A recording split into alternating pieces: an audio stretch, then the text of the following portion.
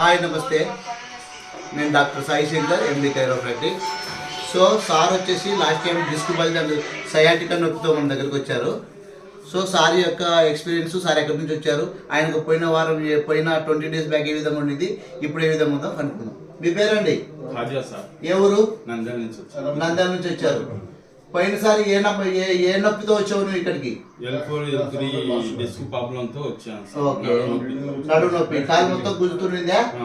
పోయినసారి వంగేవాడివే బొత్తిగా? అంతే, వంగడానికి బొత్తిగా రాదు. సో ఇప్పుడు సెకండ్ ట్రీట్మెంట్ జరిగింది, చూడండి తన కండిషన్ చూడండి.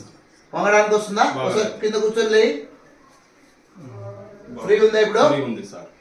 సో నీకు ఎలాంటి ఆపరేషన్ చేయలేదు, కైరోప్రాక్టిక్ బోన్ సెట్టింగ్ ట్రీట్మెంట్ ద్వారా మ్యానిపులేషన్ చేయడం ద్వారా తన యొక్క ఏదైతే ప్రాబ్లమ్ డిస్క్ బల్జ్ ఉండిందో ఆ బల్జ్ రిమూవ్ కావడంతో తను ఫ్రీగా ఫ్లెక్సిబుల్గా కూర్చోగలుగుతున్నాడు, లేగలుగుతున్నాడు, వంగగలుగుతున్నాడు.